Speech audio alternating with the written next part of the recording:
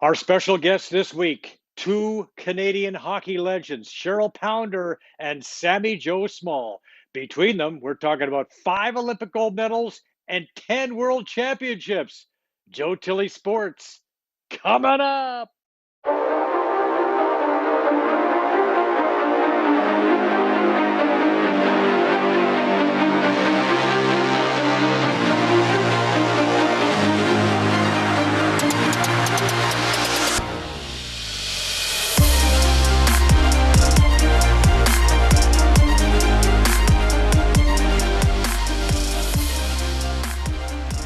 Welcome to the program, and we have a great one for you today, folks.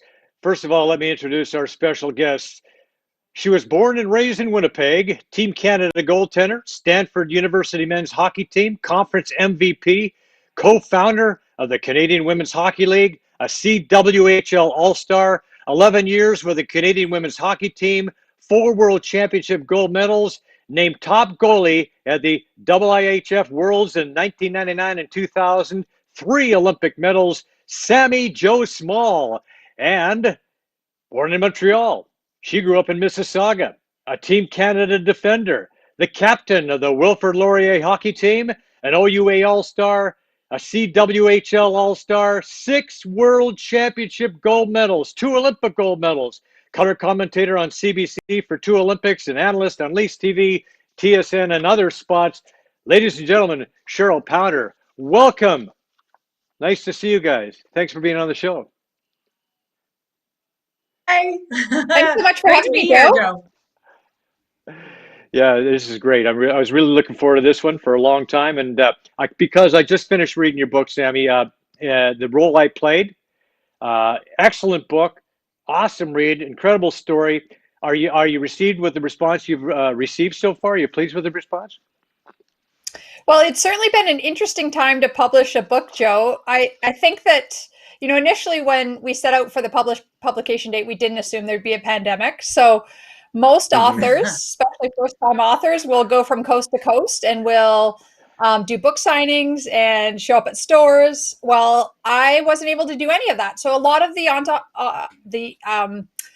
bookstores have gone to an online platform. So I have done a lot of presentations, book launches, but it's different because you don't see the reader on the other end. And so it certainly has been different. I feel like my friends and family have been very nice and very kind to me. Cheryl Pounder bought a bunch for her for her organization. So that was really nice. And yeah, sales seem to be going great. I just don't see those people or know who those people are necessarily.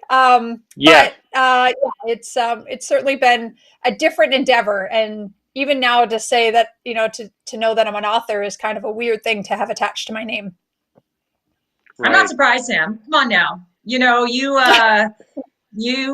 There is no one in this, I don't think, in our country who has played for a national team who journaled what she journaled, the way she journaled. Pretty incredible. I remember reading and being like, oh, that happened? Or, yeah, I vaguely remember, my beet red face yelling at her to freeze the puck, and so, but pretty amazing to watch her reflect and just the perspectives of her experiences. So I think it's a great read and would highly recommend it, not just because she's a good friend, but I think there's a lot of valuable lessons in there. So yeah, great job, Sami. And I know all of the young girls on my hockey teams certainly loved it and valued it because there's not a lot out there for them in terms of, other books to read. And so with respect to hockey coming from a female, so that was a great thing for them. Well, yeah, there's a lot of great stuff in there, as you said, Cheryl, life lessons, and both of you guys came into this, into women's hockey at a time when it was going through definitely a transitionary period. And I want to respond to one thing that was in the book, which caught my eye. It's when you and your dad were standing in line to register, Sami, for hockey for the first time, and somebody said to your dad this comment. If you sign up for hockey, she'll probably never have children. Your uterus would be damaged by skating. somebody has told Kenzie about this information. Yeah, I guess this is. Well, what's so And you too, right, interesting, Cheryl, Jamie, right? I mean, this is yeah, yeah. It's what's so crazy. interesting about that time in the late 70s is Cheryl was in Ontario, and Ontario was definitely further ahead than we were in some of the other provinces in terms of Right. allowing girls to play various different sports. But we still weren't at that point. And in fact, in the 60s in Winnipeg, there was girls teams. And then there was this whole movement that girls should not play men's sports. And so they created ringette, they created softball, they created netball, which were all these equivalent sports for girls. And so that was still in existence when I was about to sign up for hockey. And it was really only because my father had a sister who had played sports, and she was older, and he kind of looked up to her. And so he knew that women could play, but there's this whole generation, and Cheryl probably had this maybe with her mother's generation as well, that didn't get to play. And then the previous generation did. It's this interesting dynamic in Canadian and North American psyche. And I know Cheryl has some pretty remarkable female athletes that she followed in her family. But it depends on where you grew up in this country and the falsities that were spread. Yeah. Did you ever run into some ridiculous comments like that, Cheryl? Well, it's funny. My mom actually said to me, she wasn't supposed to play, but she would play road hockey, with her brother. And the one time she went out, she was told, and I find this kind of comical now, but she was told because she had boobs that she shouldn't be out there. So once that started to happen, that she shouldn't be out there. And ironically, we won the national championships, and I think the first thing I did in the dressing room was breastfeed my newborn. So, how things have sort of changed. And Sammy can certainly talk to that one, which was crazy. But, Sammy talks about influential people in my life. And she knows the story of my grandmother, who had a contract for Wrigley Field in the 1940s. And that League of Her Own movie, Right. pretty incredible.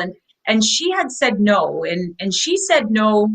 And I believe that because she didn't feel that she could really own her dream or have a voice at that time, because it just wasn't something traditional. It wasn't something typical for a woman to do, to leave the family or the household to go and play a sport, even if there was money involved. And so I knew her story. And so when I sort of turned to her one day and said, I'm going to go to those Olympics, she kind of really turned to me and said, go do it, believe in yourself. And I really feel like that stuck with me, because there were a few times throughout my career, I made a boys team, got chased into a dressing room by an angry parent because their son had been cut for me.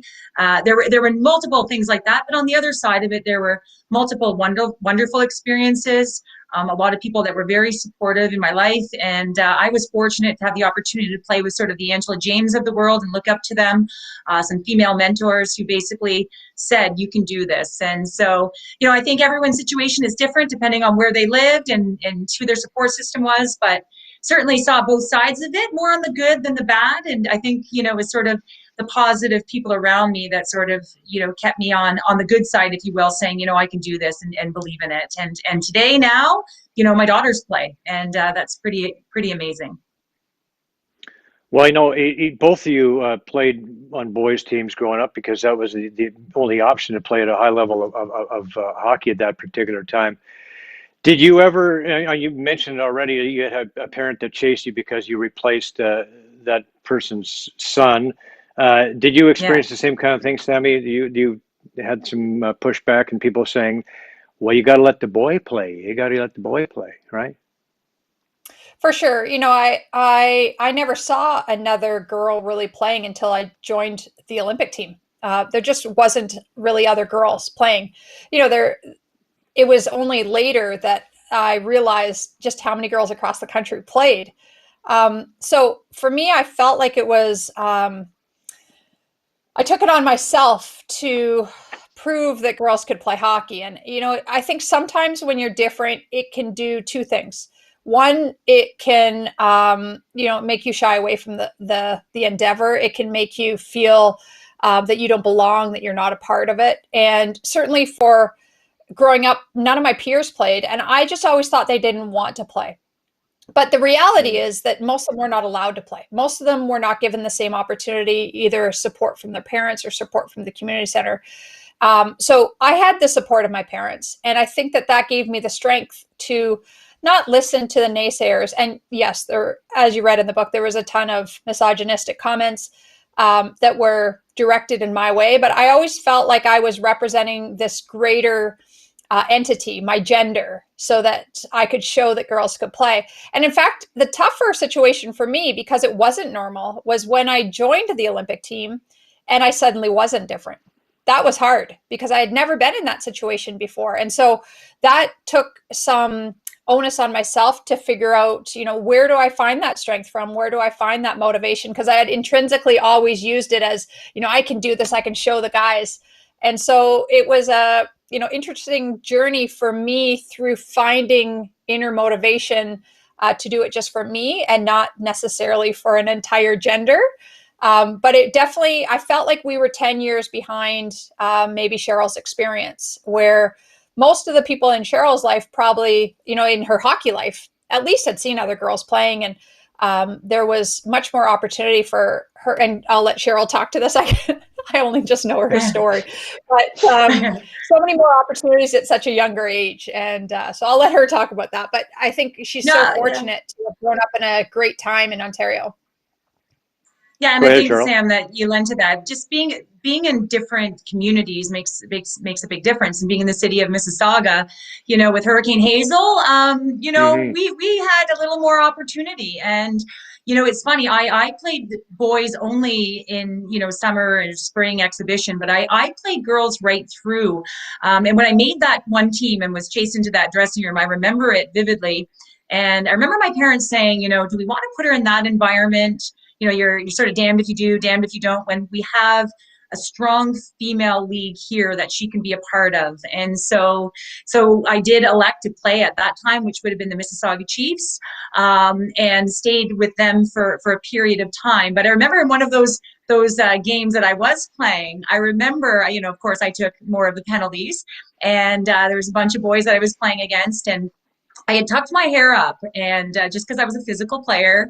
And I remember my dad coming up to me after the game and saying, he was giggling, and I said, "What is it, Dad?" And he said, "Well, you know, one of the guys, one of the fathers of the boys had said, 'Man, look at that guy skate.'" And my dad just sort of tapped him on the shoulder and said, "You mean my daughter?" And he just sort of, you know, did one of these. And, you know, that was kind of a little bit of a funny for us. But I remember shaking hands with them after the game, and they were kind of looking at me, you know, you know, is she a girl? Is it a boy? And, but certainly, you know, I had fun with it. But I was very fortunate growing up in a time where I did have a league that sort of supported me, and it was a strong league that could foster my development as an athlete. And so there was no reason for me to move to boys. And so that allowed me to play and continue to play girls for the rest of my career. Yeah, you had the name for it, Pounder. Did you feel like you had to live up to that physical name? Oh, and if you want to go off the grid and talk about a whole other topic, we can talk about my last name and how that has served me over the years. Growing up with brothers and their friends, I think it's made me a little bit tougher, certainly. But yeah, Pounder, I never needed a nickname, Joe. I think Pounder was certainly good enough on its own. And in fact, when I got married to an O'Toole. And, you know, the running joke was, are you going to be O'Toole or are you going to stick with Pounder? And I'm like, come on now. It's Pounder.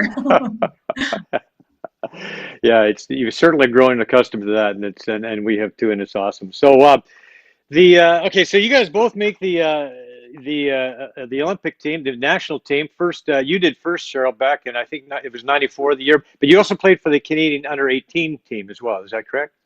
Yeah. Well, I played for I played for the sort of the first team that would win the national championships under 18.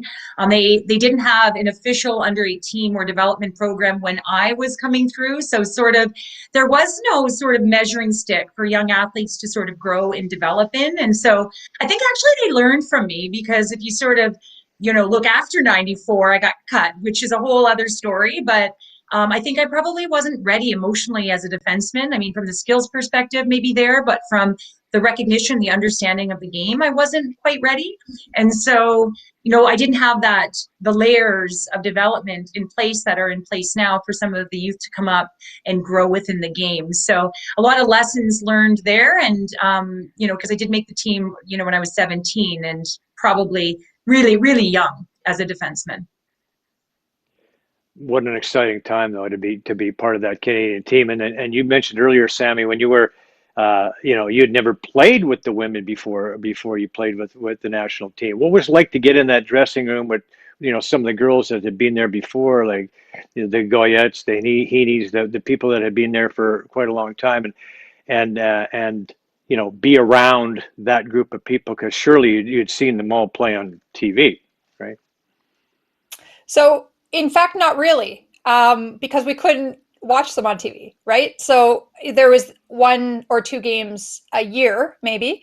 But when I was trying out for the national team, I was at school in California. So there wasn't the opportunity to see them on TV. I did watch the 1990 team. My mentor and role model was a local Winnipegger named Susie Ewan, who really took me under her wing. And she, explained to me what it was like to be at the national team camp. And I think really believed in the possibility of me being there well before I ever thought I could.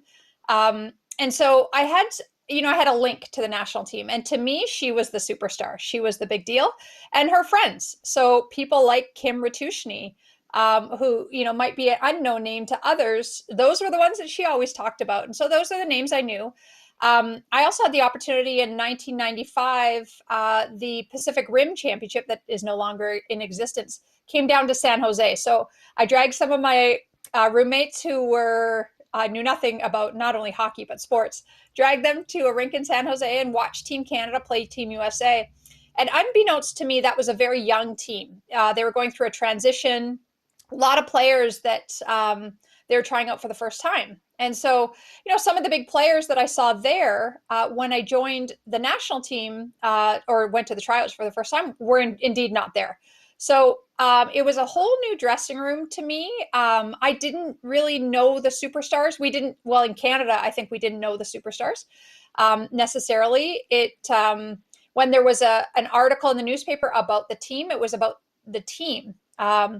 And we kind of had no exposure. I did go to the Canada Games as a young athlete, as a defenseman, and heard from Dawn McGuire, who was the captain of the team. Well, she wasn't around in 97 when I tried out for the team. So my very first practice with women, Haley Wickenheiser came to pick me up to go to that practice. And in fact, I didn't know her prowess. I didn't know much about her, athletic career until we got to talking, because there just wasn't an opportunity to just kind of search that on social media. I didn't actually know Cheryl's story at all until 99 when she came back on the team.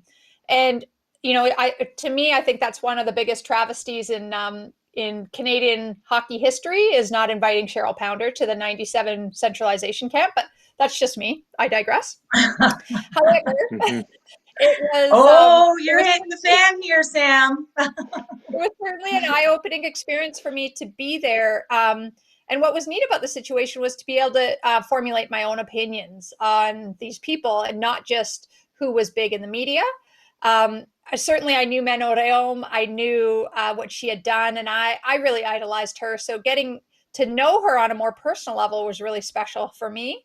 But then also hearing the stories of Leslie Redden, who was this incredible goaltender in her own right, who had just been the starting goalie at the 97 World Championships. And so all these players that I think deserved the recognition, but were not getting it at that point, made for this amazing dressing room atmosphere where there really wasn't superstars within the room. It just really was a team environment. And, I think that fostered itself all the way to the 2002 Olympic Games, that nobody really saw themselves bigger than the game. It just was simply about contributing to the team and making this team stronger.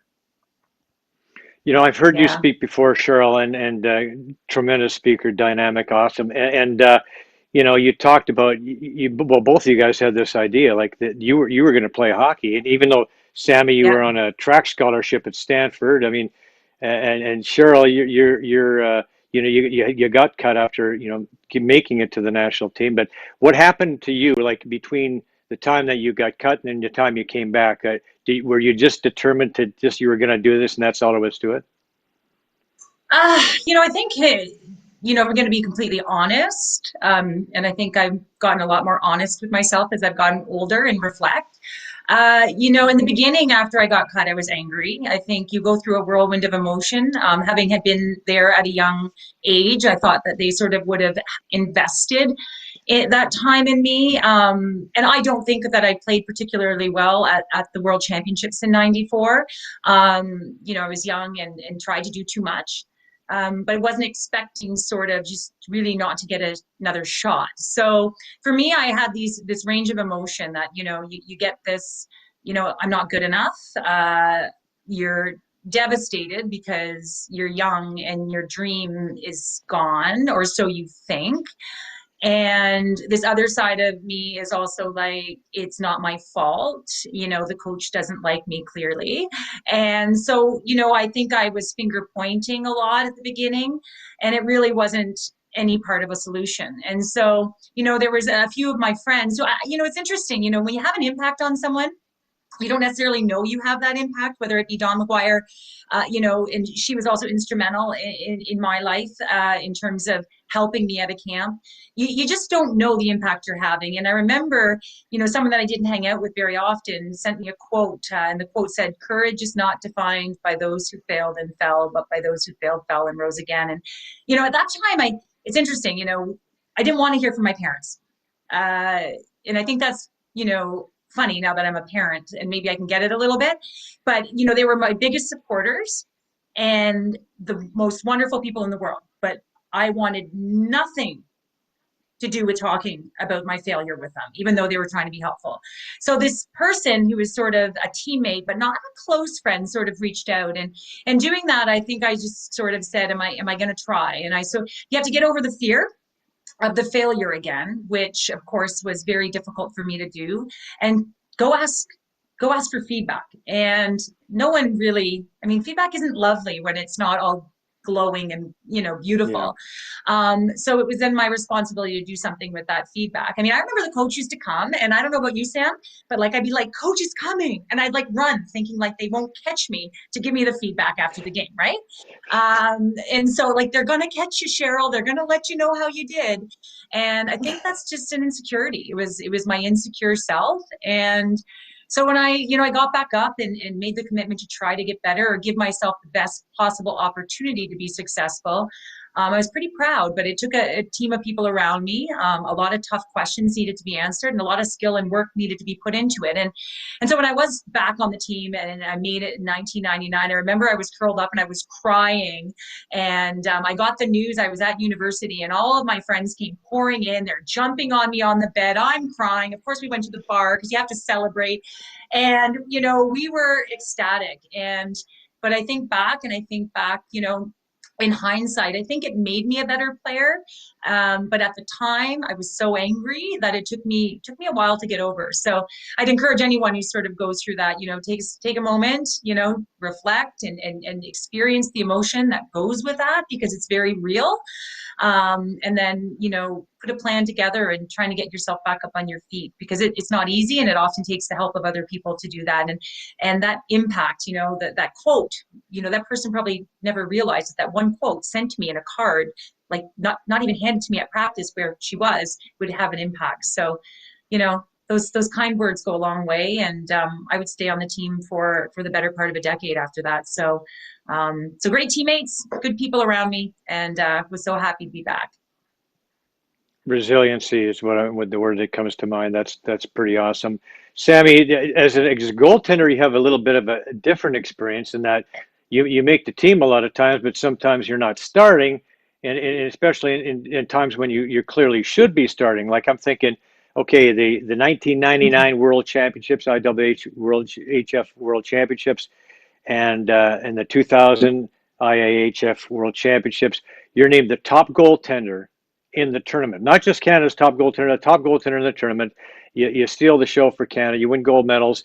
And then in 2002, you're not the starting goaltender for Team Canada, and that's hard. I know, like in the book, you talk about that. You've got, you run the gamut of emotions. Like, I want to be a good teammate. I want to be part of this team. It's awesome that I'm part of this team, but damn it, I want to play. And like everybody's, all of us can relate to that. We all want to be. Thanks, It's thanks nice for to these be part of the reminders, deal. Joe. I think Sammy and I need to go for a Yeah. drink. Sorry, I'm just kidding. No, but I mean, I'm, you played at the no, I at know. the at the Olympics in Who's 2002, right? who's But you this didn't goalie get that into the never won final, before? right? You did, Man, right? Yeah. No, but there were other times when you didn't even get a chance to play, right? As that third string Yeah, goaltender too, and like, it's reading a book was hard. Like, I felt, put her in, for God's sakes, put her in, put her in. You yeah, kept going, put her. Why is she not playing? Because you did prove yourself. You had the stats. You backed it up. You played well in those competitions against the boys midgets teams, against the competitions in pre-tournament games. You were the top goaltender, but yeah, you didn't get a chance to play. Coach's decision, of course. You're as Cheryl pointed out earlier, you sometimes run into that situation where you're not necessarily, for whatever it is, the coach just doesn't think you're the person. Is that difficult though? Like, how do you handle that? well, I think, like you said, it happens to all of us in our regular lives on a sometimes daily basis, that we're put into roles that we don't necessarily want to be in. And as a young athlete, it's a struggle. It's a struggle, I think, when you reach elite level sport, when you have been an elite athlete the whole time, so often the one relied on, and all of a sudden you're not, and that's difficult. I did an interview with Kim St. Pierre during Monday night's broadcast, and asking her about some of her favorite games, and she talked about the 2002 Olympic final where she got the call. She was just Uh, ecstatic that she's talking like, when you get that call and you get to be the goalie that plays in the Olympic gold medal final, and then she looks over and realizes who's interviewing her. She's like, oh, but you were a great teammate too in that situation. And you could just see, like, she right. understands the heartbreak. She had gone through that with me prior. And so you understand the heartbreak, but that doesn't take away from your joy. And I think that is often the dichotomy that happens within a team, is that there are constantly these moments. If you are on the starting, like, if you make the team, if you're a rookie, first of all, and you've never made the team, you want to make the team. You make the team. You don't want to be on the fourth line anymore. You want to be on the third or second line. And then you get to that line, you want to be the first line, and you feel like you deserve to be that. Then you're on the first line and you want power play time. You don't get power play time. You're mad. Mm-hmm. You're upset. Then if you're on the power play and you're not asked to do the shootout final shot, you're upset, and so there's constantly people that are feeling this angst, that sometimes go unnoticed. And so I think the biggest thing we can do in those moments is, as Cheryl mentioned, I think it's really important to feel it. I think it's really important to feel those emotions and to acknowledge that they're happening. However, sometimes they quickly have to dissipate, and you have to deal with those later. And that necessarily isn't the best for your mental health, but it is the best for the team at that time. And that is a struggle as well, because you don't have time to go through the grieving process. And I know for some of those times that we got told, it times was the day of the game, or the night before the game. So there's not much time to sort of catch your breath, pick yourself up off the ground, and think, okay, what can I do in this situation? And now, being a parent, and being a business leader, being in positions where you are often put in these roles that are not recognized, especially as a mother, that you just have to do the best that you can in that moment. And it isn't about the recognition of it. It isn't about the reward of the moment. It is about simply lifting up others. And I know for myself, what allowed me to experience joy was to try to live it vicariously through others, because I wasn't feeling it inside me. I was feeling like I wanted to be in a different position the whole time. However, in celebrating others and supporting others, that came back to me, and it allowed those people to serve as that joy for me. Seeing my friends celebrate, seeing the smiles on their faces, made it worthwhile, and made me really realize that we all do have a role to play, whether it's big or small. And often that is not of your own choosing. You still have to do it to the best of your ability to contribute to the team. And that isn't always easy, but I think that we are all put in those positions. And that's why I wanted to write the book in a, in a real candid way, and not to candy coat those feelings, because they are real. And I think it's important as athletes that we talk about those, because sport is not really life, but it certainly can prepare us for life. And when moments like this happen in real life, like a pandemic, like death in a family, like big moments, we're maybe a little bit more prepared to think less about ourselves and more about service to others. Yeah, and I think a lot is learned. I mean, I think a lot is learned too on reflection. And I think, for me anyway, I think sometimes when I was in it, I didn't really understand, especially when I was young, what I was kind of going through. And I think I would tell my younger self to, you know, sort of take a step back and look in. I think because sometimes when we're in our life and we're in our sort of little zone, you know, we don't always see exactly what's going on. And so for me, I you know, I would say to my younger self, you know, just step back and learn about yourself a little bit more. And I don't think I really got in touch with my own personal tendencies. And for me, I, you know, in 1994, I was, you know, the youngest defenseman on the team. I was 17 years of age. You know, Angela James is on the team, Geraldine Heaney, Haley Wickenheiser, and I didn't play a shift in the final game. And I was the only one. And I remember everyone, similar to Sam, you know, sort of jumping up and down, and you know, we all jumped on our goaltender. And at that time, I kind of was pretending, because you know, I was so happy for everyone else, but I didn't feel that I had contributed. And so that sent me sort of into my own little tailspin. And I remember I was trying to hide it, because, you know, I'm supposed to be, you know, exuberant. I've won my first world championship, but because I didn't play a shift, I felt like, you know, what did I do? So, you know, I'm hugging and you know, I'm excited. But when I got back to the shower, I remember this is the time when I can cry, because no one's going to see it. And you don't want to be selfish and cry, because you know that, you know, you've got to be happy. And look at how happy I am there. But when I got back into the shower, I started, it was just all of a sudden I allowed myself. So right now I'm being a teammate.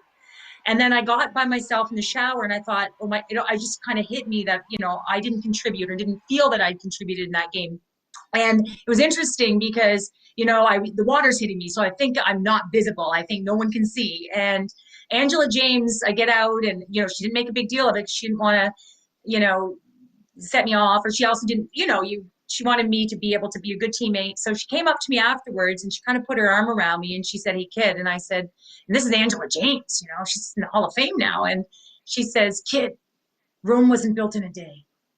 And I kind of looked at her and she kind of gave me a squeeze and she said, "You know, you were a big part of this," and da-da-da. And that sort of, you know, gave me a different mindset. Wow. But, you know, in that moment, I remember, you know, being the good teammate, doing what I had to, and then getting back to the shower and it just hit me. And so I think, you know, we learn in every experience how we might want to handle it differently, but I think we have to be very authentic and look at ourselves so we can learn about ourselves and how we can handle it differently next time or situationally. So anyways, that was a really big learning one for me. I was young, but yeah, I would tell my younger self, Cheryl, get to know yourself a little bit better, kid. Not always easy to do though, when we're in our own lives, in our own heads, in our own space. So that would have been a valuable lesson for me at that time.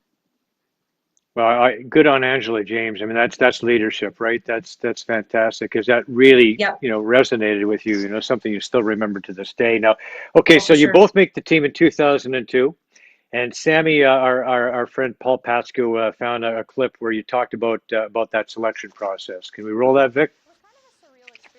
I remember Danielle coming into our room and saying, "Congratulations, you guys are the Olympic team," back in November. And it not being really at that point about us. It wasn't about a celebration of, wow, we've made the Olympic team. It was about the 3 girls that were told that day that they weren't going to the Olympics. And the amount of challenges and the amount of time that we had spent together and the things that we had gone through really created such a strong bond that you feel more for the other girl than you really feel for yourself. And it was a difficult situation. It was a difficult day. It wasn't until really a week later that it sunk in that, wow, this is the Olympic team. Yeah, it's different. So like the men's Olympic team is kind of thrown together at the last minute, but the women's Olympic team, I mean, you guys are playing games together for like a whole year or more, right? And you're training together, and you're doing off ice training and all kinds of stuff. Which reminds me, tell us about the Squirrel Story. That is a great You story. take it away, So Sam.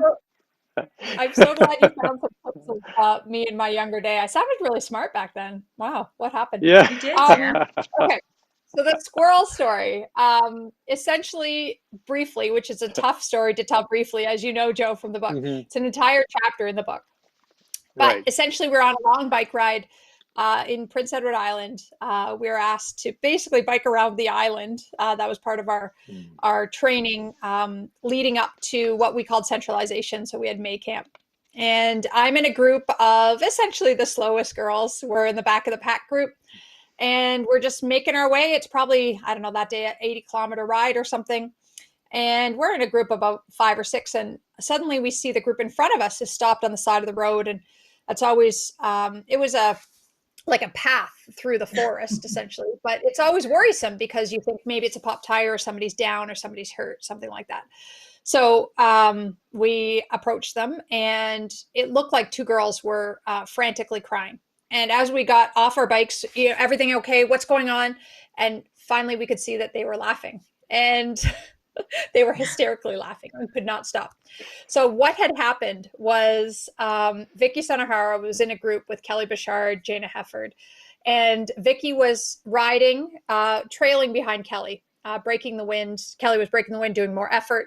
And all of a sudden, or I guess Kelly would have been behind. And all of a sudden, Kelly started to feel this fluff on her face and like fur coming up, and looks down, and there is a squirrel that has run from one side of the forest to the other through the path and just happens to get lodged in Vicky Sonahara's tires and gets lodged in the brake pad, grinding her to a halt. And Vicky is quite the animal lover, and it was so distraught. And she was about 100 meters up the road, and she was not getting back on that bike. And so, anyways, our group had to kind of take over because this group was hysterically laughing. Well, Jana was up with Vicky trying to calm her down to get her back on the bike, and then I think it was Cassie and Kelly were just furiously laughing. They couldn't even control themselves. So we, through the tears, through the laughs, basically. One of the girls, I think, in our group found a stick, but thought it was too gross. I was like, I'll get it out. So I had to take the stick, and I just had to bang the squirrel out of the brake pad. And I did take a picture of it. I didn't put that in my book, but I do have a picture of the squirrel hanging out. It's a little gruesome. So needless to say, Vicky did not want to get back on that bike. And that was the whole point of the chapter was, Vicky, I will get on this bike. I will ride it for you. That's what I said to her. She's like, don't even ride close to me. I don't even want to see it. And so it was the analogy, the metaphor that comes out of it is, are you going to ride that squirrel bike for somebody else when, how can you help? It ended up being the 3rd string goalie on the team, not getting any playing time. And so if that is my legacy for that team, is that I rode that squirrel bike all the way in so that Vicky could be the best player that she could be. And the funny part is, you took, Sam, yeah, go ahead. Yeah. Sorry, I was just going to say, Joe, that's transcended like the story, I'm sure, lives within the dressing room to this very day, right? It's one of those, stories that it just lives within the national team house kind of thing. And so from year to year or whatever, generation to generation, it will be the story in our own world of funniness that it was, and we were delusionally tired, right? So you can imagine being that tired and something like that happen where you might have your wits about you otherwise, but because you're so fatigued, you just, uncontrollable after that really, the squirrel did not find funny, but nor Vicky Sonahara, but yeah. Eventually she did. And now it's in print forever, so everybody can see it forever. I don't think she ever found it funny. I don't think she ever liked never. Sonahara. Never? No. Oh, really? Yeah. She was traumatized. Joe, she was traumatized. Yeah. Wow. You know what? Wow. You got to get Vicky Sonahara on the show, and you need to ask her about the squirrel story, and she might hang up, but it would be funny. Wow, just to get a reaction for that.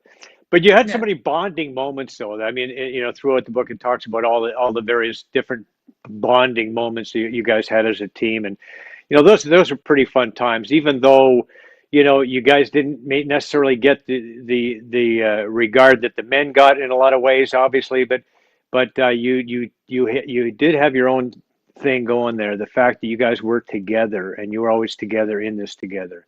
Is that Yeah, like a kind of legacy that you feel? I think,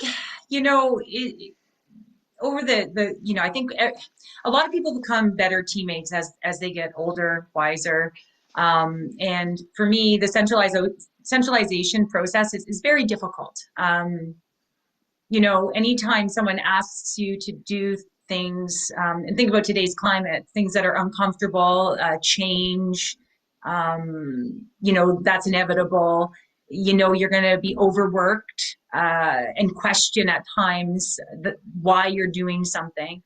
And I think having a team with you, to go through it and learn about yourself together is certainly something that you'll never forget, and the valuable lessons along the way. And I remember, it's interesting. One of the great stories that I know that I have about it all. I mean, there's multiple stories from 2002, the veterans sitting down with us and writing out, 2-page list of what to expect at the Olympic Winter Games, because they were sharing with solutions. And, on the bottom of page 2, it does say, an American official. And so we were ready. But perhaps one of the moment that sort of sits out in my mind, it was earlier in my career. We were asked to do a very difficult ride, and I was a strong cyclist on the team, and I left my group because I just wanted to come in first because I was fatigued. And I learned a lot about myself in that moment, that leaving is not an option, that if you're going to be a good teammate, you need to stick by one another. And it was funny, so the valuable lessons sort of learned on the bike path with the squirrel or on the running path kind of go with you for the rest of your life as a leader. And so just to give you just to move forward on that, I had the opportunity to call the Olympic Winter Games with Gord Miller on the radio in 2014, and that amazing comeback. And I remember, back to 2006, I was running, was it 14 kilometers or something, the very end of a long training day. And one of my French teammates came up to me. I'm not a good runner. She's not a good runner. And she says, Pounder, will you run with me? And that's the best French I can do. I'm not meaning to offend anyone, but anyway. So she, No, and we're very similar. And so because we were similar, we knew that about one another. It wasn't about sort of what group you hung out with the most or whatever. It was just that we needed one another, because we knew we were going to need sort of someone pushing us to get to that finish line. And at this point, the team's going to be named soon. And for whatever reason, your mind's playing tricks on you of where you stand within that. And we start jogging, and about 2 or 3 kilometers in, she stops. And I remember she's, yelling at me to go, and she's kind of swearing at me to go now. And it became this comical, like me trying to motivate her. And finally, I just said, what, am I done too? Because I made a commitment that I wasn't going to do what I did before, because I'd learned. And she kind of looked at me and she's like, fine. And she keeps going. So about 2 kilometers later, I stop. I'm done. I'm toast. And she stands up. She goes, Pounder, I'm not leaving you. And we became sort of this, each other's push throughout the whole thing. And we crossed the finish line holding hands. I was, 30 plus years old and crying. And we both made the team. And it was funny. Gord asked me a question in 2014. He said, do you think these women have a chance? And all, for whatever reason, I could think back to was that damn running path. And they went and gave the girls their gold medals after they came back and won. And Carolyn was there. And she was the captain, and they put the gold medal, around her neck. So, wow. It was pretty incredible to see. And you're looking at it going, leadership, right? And so that they weren't going to leave each other in that game. And, I certainly recognized that on that running path. So, that just sort of how it went. You kind of were there for someone, they were there for you. You weren't a great teammate at times, but then you learned about it, became a better one. And so I think the sharing of information is critical when you work within a group. and knowing yourself well enough to know, hey, you're going to want to leave, but you've got to force yourself to stay for them. And so in doing that, we crossed together, and we won that gold medal in 2006 alongside Sami. And you know, one of the moments for me that I remember. I think one thing that I hear from Cheryl's stories too is that Joe, you talked about how the women's and men's team is different, and we have this bond and we're closer. But the reality is we're also not all friends, and we're not all part of the same cliques. We're all from different backgrounds, and we're all from different cultures, different ages. And so there tends to be groups that you hang out with on the national team. And those tend to be your allegiances, because those are the people you know the best. Those are the people that you're hoping to do the best. And not initially at the start of my career, but as my career sort of evolved with the national team, and the coaches changed and the environment changed, they really started pitting players against each other.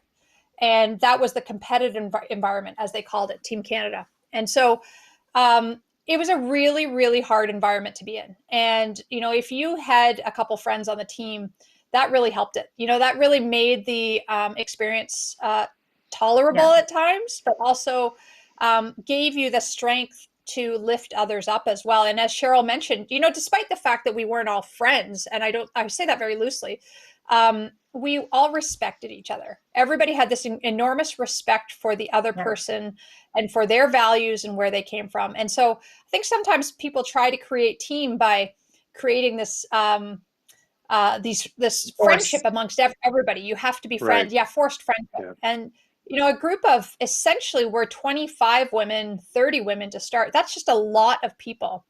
So it's it's finding your place. It's finding how you can provide value and what you can do for the team. And maybe it's just for that one person right beside you on that day. And, sometimes the friends that you're hanging out with at a world championships happen to be who they room you with, or who they sit beside you in the dressing room. And that's not always of your own choosing, but those are the people you're hanging out with, and you're getting to know. And I got to know probably very different people than Cheryl ever did, because of just the sheer situations that we were put in.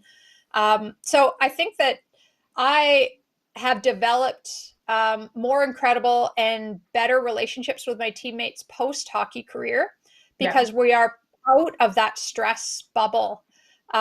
Not to, when I came back from the Olympics from being cut, and I played in the CWHL in professional women's hockey for another 10 years, there were very few women that played after they got cut from the national team. They were done. They were done with hockey. They were done with the environment. They were done with the pressure, and the love and joy had been sucked out for them because of the environment that we had to struggle through. I didn't have the pressures in college. I think that's what allowed me to sort of keep going and not get burnt out from hockey. However, most didn't. And so, I think, Joe, to your point, it's, it may seem like we're all great friends and, in the, now in the sphere, we all are, because I do personally believe that our relationships have developed so much stronger post career. That's just my own opinion, but now and I think there's and I think there's an element of, I think when a team becomes really great, they're not necessarily threatened by one another. And I think sometimes within an environment like that, you become threatened by the person you're supposed to be a teammate with. And so, one of the hardest things to do is to help someone who you are in direct competition with. And so I think as, we grow and evolve as leaders, again, tell your younger self this, is that when you do start helping, though, it's amazing the value that you get back and how you yourself become a greater player in that help. And so, but we don't necessarily do that all the time. And I think it takes learning to have that happen. And so the greatest team, and for me in 2006, I felt like we did, and again, this was sort of my take on it, my perspective, because of my situation where Sami's would be completely different. My group of, people that I hung out with, even though you could say that I could be threatened by, I knew that I was probably going to be done, or I was thinking that. And your attitude changes over the course of your career. And so for me, I felt like we had each other's backs a little bit differently than maybe we had in 2002. And so that understanding that, people have your back is certainly helps you move forward and grow. And now I think we all are advocates of one another. And that's the interesting part, right? Like I see Sammy, broadcasting Monday, and she's doing a fabulous job, and she's written a book. And so, we're helping one another more than we probably ever have outside of that environment. So lessons learned within, pulling out. So I think to become a great team, you've got to really put that threatening behavior aside, which is very difficult to do. So yeah, it's an interesting element, especially when you're living together and training together full time. There's some interesting stories that could come out on both sides of the fence. But again, certainly a lot of learned lessons along the way. And Joe, I'm waiting for chapter 2. Just so you know, goalies always get along with defensemen. We always love our defensemen. Yeah. Right, for sure. And case in point with one of the, I tell this all the time too now, and I know it's in Sammy's book, I don't want to give it away, but I'm going to, is, one of the greatest, things a teammate did for me was at the Olympics, and it was by Sammy. Right. My sister called me right before the game, and she said, "Cheryl, you're an aunt." And I'm kind of panicked. Right. And I know, I'm old enough. I've been in the game long enough. I know what I need to do to get prepared, to be ready to perform at the highest level. I've been there before. But this was something that was completely not supposed to happen. And my parents were in the stands for the birth of their first grandchild. And of course, I go to Sammy and say, because it's the only thing I know how, the only thing that is going to help me in this moment is the recognition that, like, safety, right? My sister's okay, the baby's okay, and my parents need to know that. And that's more important than any medal, right? And I also needed to know to perform that had been taken care of. And so Sammy went and did that. And I remember after the game, I skate over to the boards. It's this amazing moment. And I'm holding my gold medal up, and I'm like, this one. And I'm looking up in the stands, and I'm crying, and I'm yelling at my mom and my dad, and I'm yelling, "Mommy." I'm in my 30s. I'm like, "Mommy, we did it." And I'm crying, and she's, crying. And we have this freeze moment. And all she can say is, "I know, but it's a boy." And I thought, Mom, but we won the gold medal, right? But again, I think everything comes back to perspective. And so, of course, it was the birth of a child. And of course, that's everything. And so it brings us back to perspective. Like, if the sky is yellow in my world, it's yellow. Like, just, and a lot of people would say, the sky is yellow in my world. So, I think there's a lot to be said about, Sammy as a teammate. And, I think that, those, I won't say incidents, but those choices made by teammates just sort of push you, be well beyond anything in terms of, like, now, if she's going to do something, of course I'm going to help her the best I can. And so, and it's not just because of that one moment, it's everything else tying in, but I find that's coming a lot after hockey. And so I agree with her on that. And yeah. So thanks, Sammy. Yeah. What was it like? Okay. What was it like putting out that, sorry, go ahead, Sammy. I was just going to say, what was it like putting that gold medal around your neck, right, for the first time? Well, right? I was in 2002. about finding a value in a role in, just in simply Cheryl asking me allowed me to find a value, for that day. And so sometimes it just is including others in your dream. I felt like I was part of that dream, that moment. And I think that goes a long way. So, I often say it is at times easier to lead from the beginning, from the front, but leading from behind can be difficult. And sometimes you need others to lift you up. And so on that day, Cheryl gave me value, and, it just gave me something to do. I had to wade through the drunken Canadian fans to find the founders. Right. And that became my whole purpose, rather than thinking I should be playing, I'm not playing, why am I not all these things? It was like, no, I have a purpose. And sometimes people just need to have a role. And on that day, she gave it to me. So I'm grateful that I got to be part of that moment and share that with her parents. That was unlike that was more special to me, honestly, than our team winning, because I, like Cheryl in 94, you don't feel the same value. But I felt like I had given birth on that day. Are you sure, Sammy? You've had a baby now. Are you sure? Yeah. It's a little different. Part of the birthing process. Let's go with that. Oh yeah, all right. 36 hours of labor here, so I don't agree. Well, No. that was pretty cool. And when you talked about the book, I did feel that. And as you look back and you've had a chance to process what's happened, what's transpired over the years, you kind of understand a little bit better too. It sounds like that, Cheryl, too. You've had the chance to, as you look back and see it, and it's kind of like, all comes together for you in a different way. Oh yeah, right? reflection, right, Joe? Reflection's a wonderful thing. If we could only reflect while we were in it, right? I think that's something, you almost have to write it down, like you almost have to write it on a piece of paper and like carry it around with you, because, I think we reflect well after the fact, and so you don't go back to that person and say that's why you thank need you. to journal. That's why you need to journal. That's Well, I right. know, but then I Journaling don't is want to. I don't want important. to remember everything, Sammy. Like you're so like detailed. Like I'm I want to. It's funny you say that, because I wish I did journal more, and I journaled the night before the final games, because I was, there's nothing that can fully prepare you for your own thoughts right before the final, and so I journaled the night before, and that was really, really important for me to have that ability to go back now. And when I look at it, I kind of giggle at myself because of the things I was saying in this journal to make myself feel better. But I think it comes back to perspective again. I think the thing that was freeing for me was I phoned my husband, the day of the game, and I was in a panic a little bit. What if I make a mistake and all of these things? And it's going to sound so cheesy, but I remember saying to him, like, what if I'm the one that costs us? And I remember all him saying was, no matter what happens today, I love you. And that was, honestly, it was almost like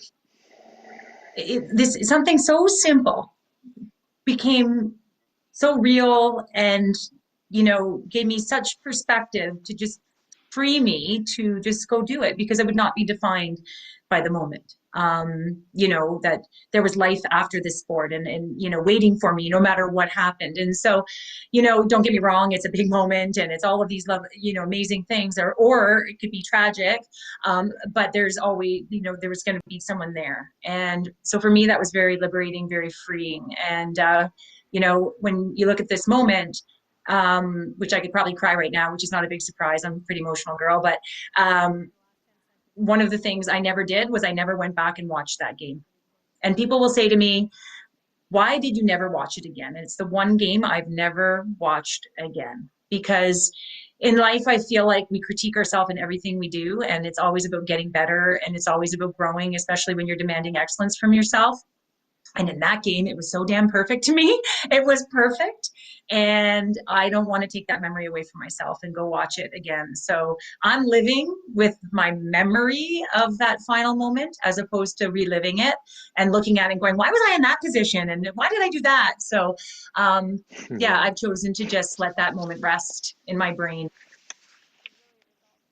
So Awesome. there we go. So what's it like when you get that gold medal right around your neck? What's that like? What do you remember about that, Sammy? So, I think Cheryl alluded to those feelings that she had in 94. That's, those are the feelings you still have. And that obviously reflection allows me to feel the full weight and value of an Olympic gold medal. That's pretty special and pretty incredible. The women that I got to share that with, and the team that I got to be on. But at the time, you don't feel the same. You don't feel the same if you don't feel like you play the sport to play. You don't play the sport to sit on the bench. So it's finding value in what you're doing. And, I was attempting to play my role to the best of my ability to lift up others. But there was, all of my inner emotions were really put aside. And it wasn't until I was on that blue line that it was over, and there's nothing, it wasn't going to change anything, that I fully had that weight. And so, like Cheryl says, you smile and you do what you're supposed to do in those moments. But it is hard. And I talk a lot when I give presentations that it really isn't about the reward. It is about feeling proud of what you did And sometimes, as Cheryl talks about a lot during her presentations, it is about reflection. And sometimes on reflection, we can learn and we can grow.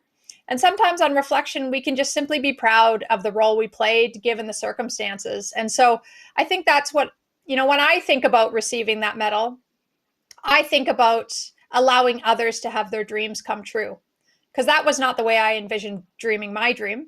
However, I was part of other people having the most monumentous moment in their entire lives. And that to me is incredibly special.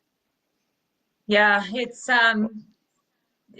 pretty remarkable, I think, what Sami went through. And if you were probably to ask her, those World Championships where, we jumped on her and she was, the MVP, that's probably her Olympic moment. And I think, when you talk to kids or anyone, I mean, Olympic moment is out there for everyone. It just may not be the Olympics, right? So what is your Olympic moment? I reflect and I can honestly say the provincial championships when I was 8 would still be in my top 5. And I think that brings us back to the passion and love we have for the game. And I really too think that the journey has been one of the reasons why I know I stuck in there. Because I do and continue to love the sport. But when they put the gold medal around my neck in 2002 in particular, I cried for explosely.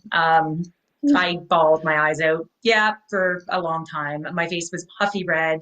I couldn't even, I was shaking uncontrollably. I lost my voice screaming, "We did it."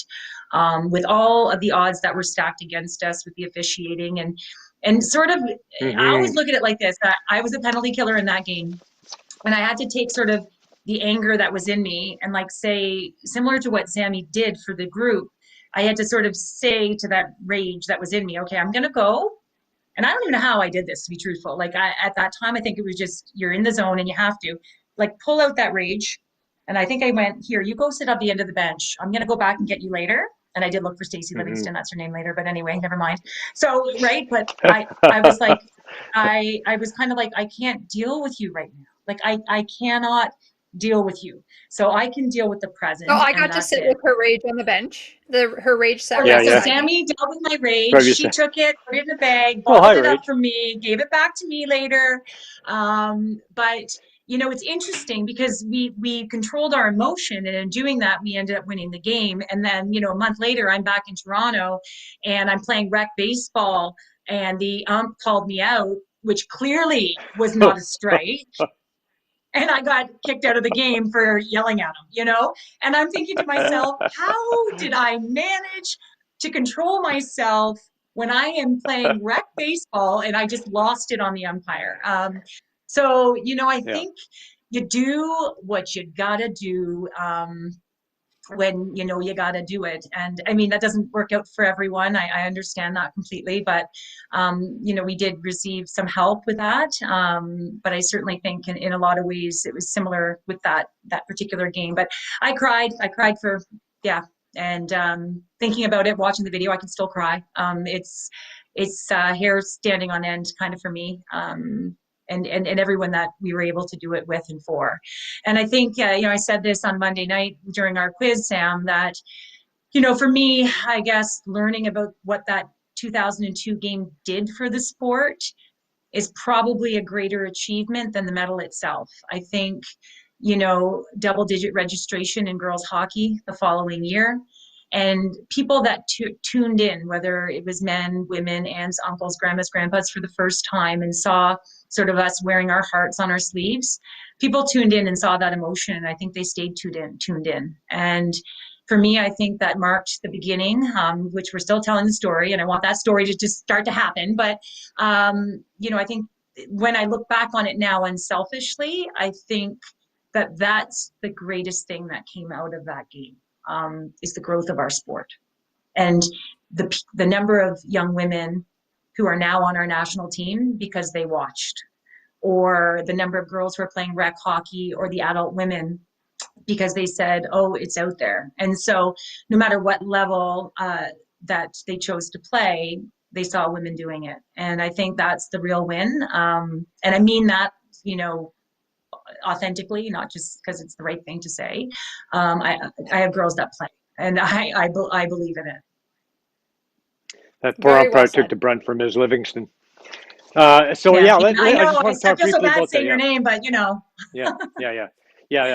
Okay, so let's talk about that. Where are we at with women's hockey today, and where does it need to go, if anywhere? Is it on course? Where are we, Sami? I'm not always sure you want to hear my answer. So maybe let's start with Cheryl. Okay, Cheryl. All right. Okay.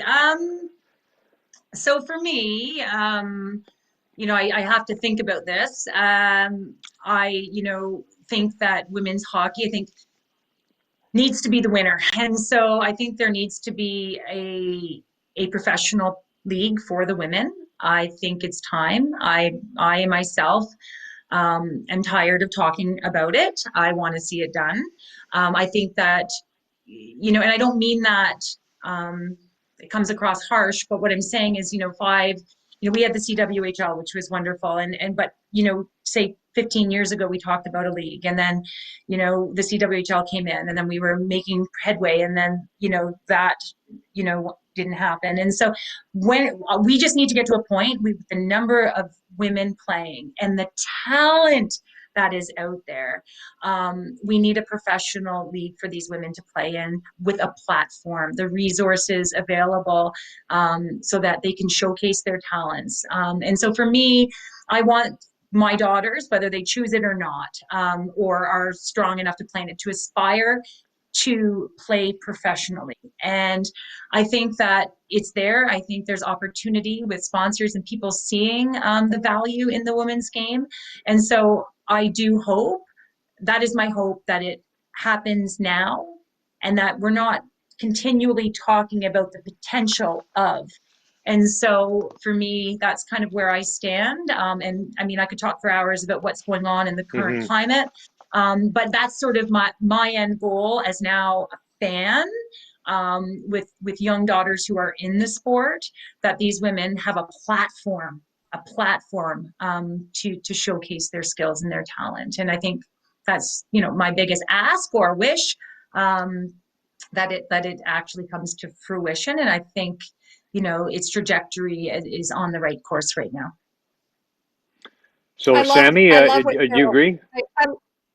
I love what Cheryl said. I think, when you have a great way of synopsizing it up here at this level. And I think all of us in the game would attest to exactly what you just said. The current landscape has many different ideas of how to get there. And I think what troubles me in the current landscape is the lack of communication, the lack of transparency, and the exclusiveness, perhaps, of the ideas. And so what I would love to see from where Cheryl's talking about, which I think everybody within the game would love to see that's the goal, and let's make that happen tomorrow. I'm tired of talking about what's down here. Yes. And what's happening, because that's where I get into the weeds, and that's where, frustrations within me start to grow and bubble. And so, ultimately, what do I want to do within the game? It's been a difficult road the last year and a half not being involved when I was involved for so long. And so my ultimate goal is to make enough money to be able to make it happen. And so, it's no longer about saying this is what should happen. Like, we in the sport need to make it happen. It's not about relying on somebody else to please come and help us. So I'm busy trying to make money. Yeah, there you go. Yeah, right. It's well said, Sam. I think, the frustration is the how to that platform. And so, and we've just been talking so long, right? And this goes back. I want Cheryl's daughters to dream that they can be professional hockey players, just like their peers at school. And I think we would all within the game attest to that. We are, it's remembering history and the gratefulness that we have for where we got it to, and allowing others to then stand on those shoulders to make it even bigger and better. And I like Cheryl, am very excited about where it will go. And I will be their number one fan when it gets there. And any assistance, I think that any of us can provide, we are more than willing to assist in any way possible. And let's just all work together to get it to where we eventually all want it to be. Yeah. Because every 4 years, it's one of the largest tickets at the Olympic Winter Games, right? And how many millions of people tune in. And I've been fortunate to have worked the last few Olympics and, really get to see those numbers. And I mean, it's incredible. Like, it is absolutely incredible how many people tune in to watch these women play. And then in the 3 years leading in, it's like, where are they?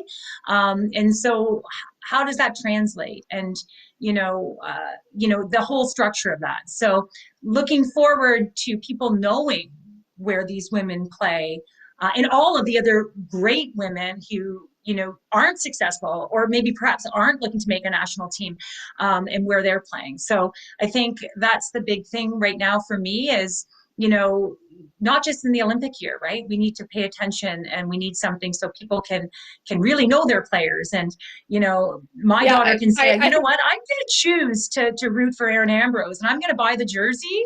Or I can choose, Austin Matthews or Mitch Martin. Like, that's my choice. And when they see it, then they can choose. They can make that choice. And so that's what I really want. I want them to be able to choose. And they watched a game on television the other day with the PWHPA, and then they watched the Leaf game. And I thought, this is awesome. Like, they just watched the women play, and now they're watching, right?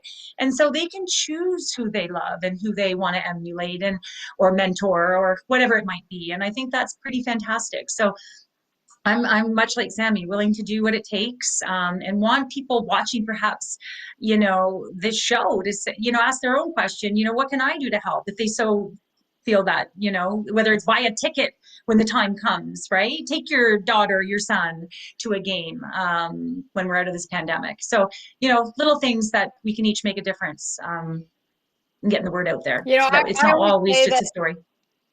Yeah, I always say that I am never going to be a NASCAR fan, no matter how much what you put in front of me, what you show me. I will probably not follow the NASCAR.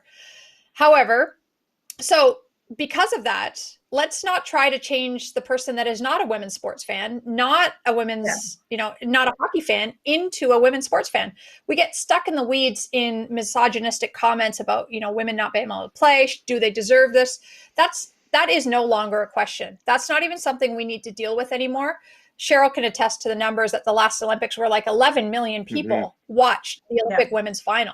So let's harness that. Let's focus on the positive and stop focusing on the negatives.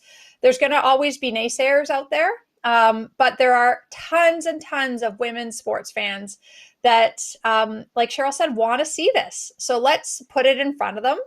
And I say let's very outside myself, because it's hard to know who the let's is, but having it on TV and having it in front of the masses allows little girls like Cheryl's daughters to dream of that. And that is pretty special. Well, that's great, guys. I want to put your emails out there so the people who have some good suggestions on how to help you guys out, how to make this thing happen, or just want to even hire you guys both for a speaking gig or any kind of a gig like that, because you guys are both phenomenal, and I really appreciate you being on the show today. But so Sami is SamiJoSmall.ca, and Cheryl, you're at CherylPounder.com. And so make sure I want to get that out there so you guys can get some stuff going. And because let me know anything I can do to help anytime. I'll be happy to. I can be happy to hold the women's hockey forum on this show anytime. It's great. And awesome.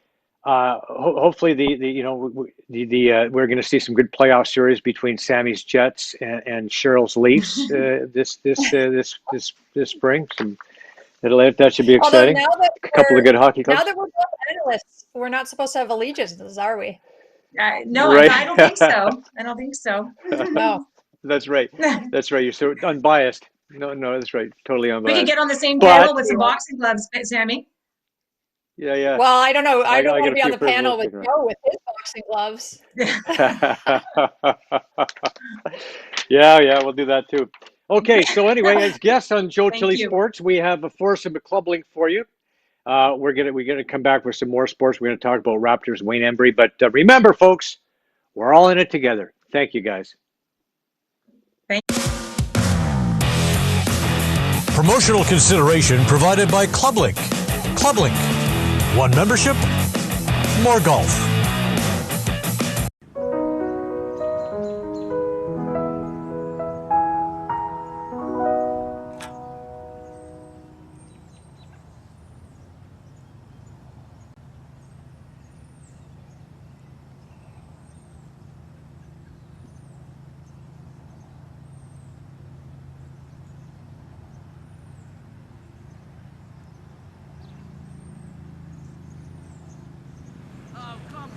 Do you realize that 80% of golfers enjoy country music?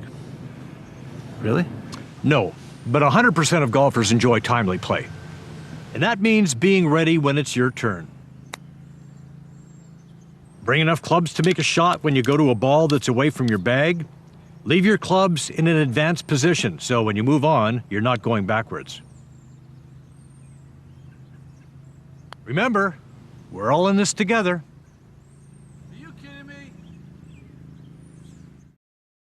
Addiction Rehab Toronto, Toronto's #1 alcohol and drug treatment center, saving lives, reuniting families.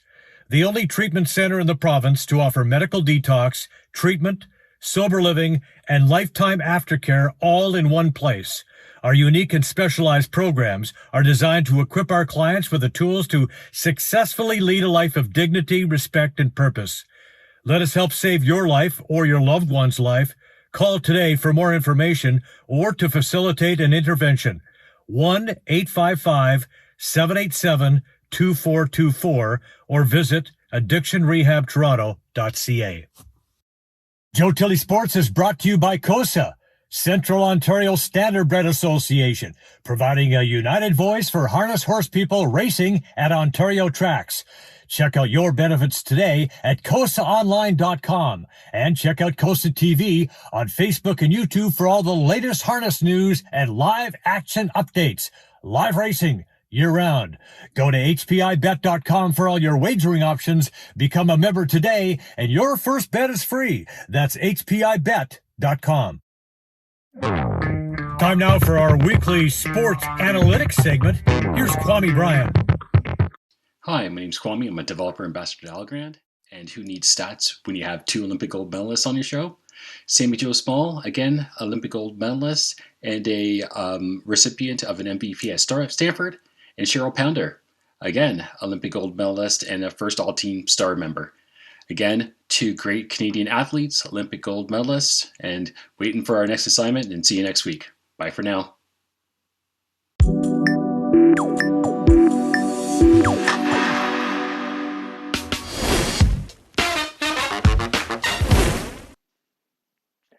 Okay, time now for my COSA pick of the week, and we're on a bit of a roll here now, folks. Last week, we went with Pickles on top, the number 6 horse in the first race at Mohawk.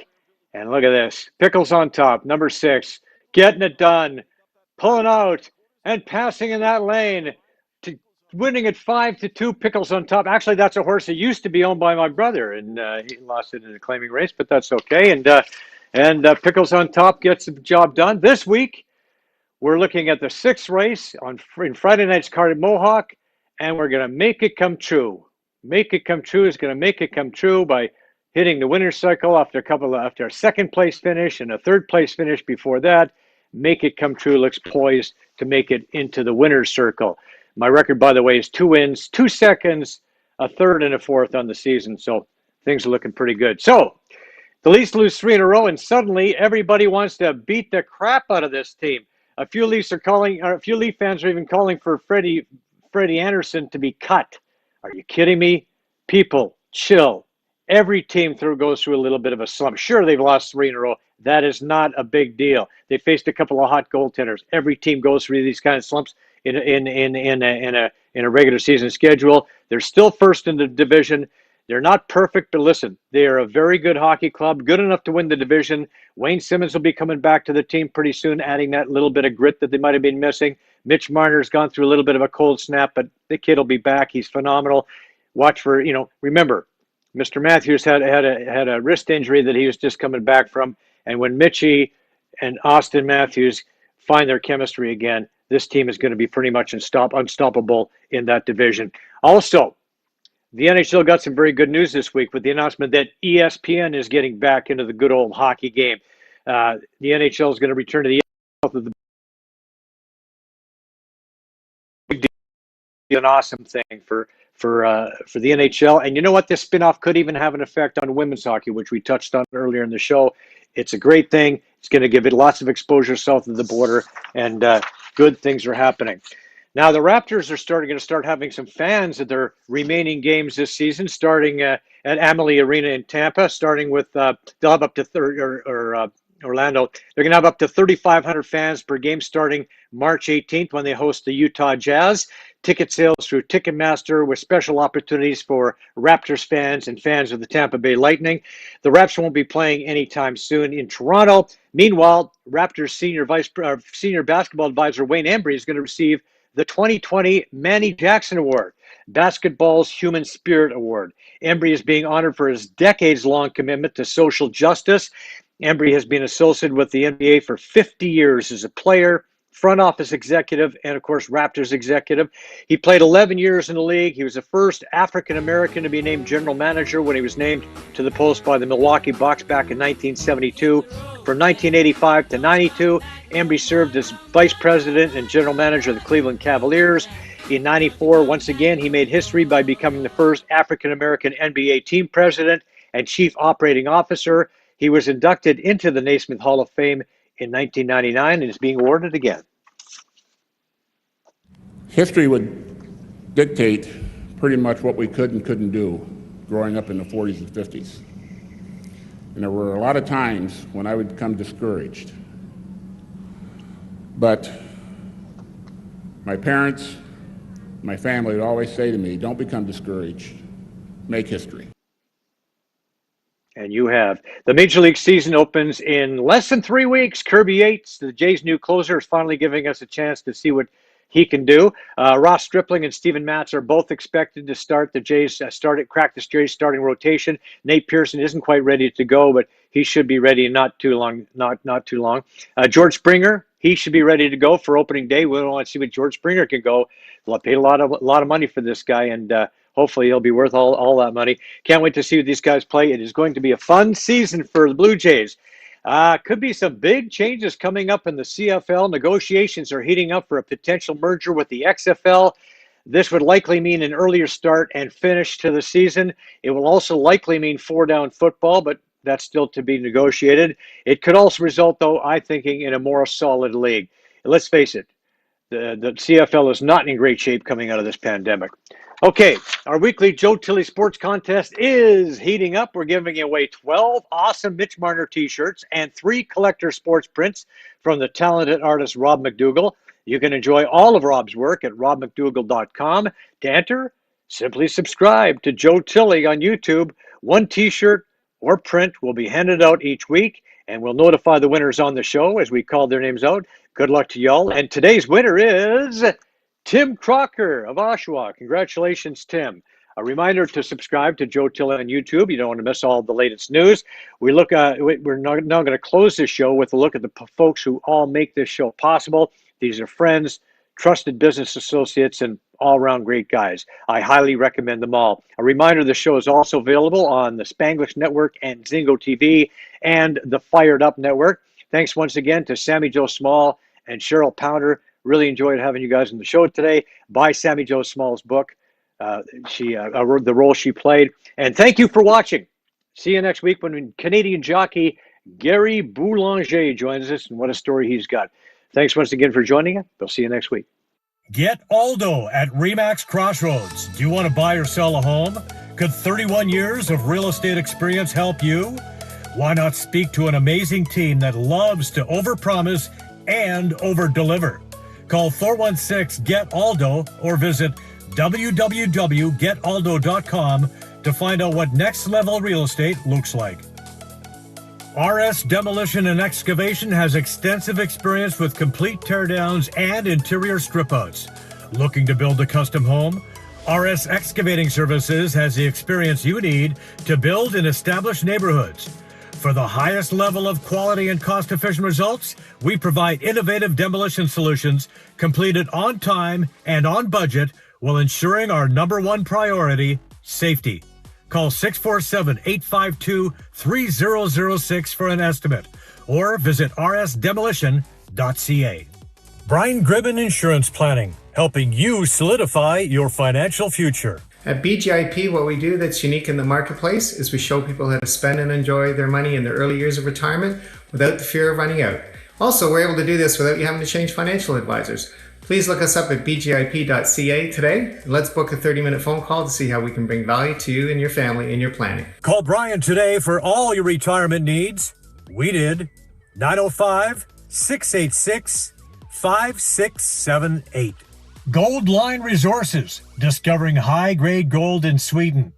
Gold Line Resources owns a prospective portfolio of 4 high-grade gold exploration projects located on the Gold Line mineral belt of north-central Sweden, and 1 gold exploration project in the Skellefteå belt of north-central Sweden. For more information on how you can invest in this new initiative, go to goldlineresources.com or call 1-800-858-9710. Gold Line Resources can also be found on the TSX Ventures Exchange as GLDL. Looking for an advantage in choosing your investment options? Belmont Venture Capital will provide you with the best up-to-date opportunities in the mid-cap and junior sector. The company was formed 12 and a half years ago and is spearheaded by 2 seasoned veterans of the financial markets with over 80 years combined experience. Go to BelmontVentureCapital.com today for the latest hot picks on the market. And don't forget to sign up for the newsletter. BelmontVentureCapital.com.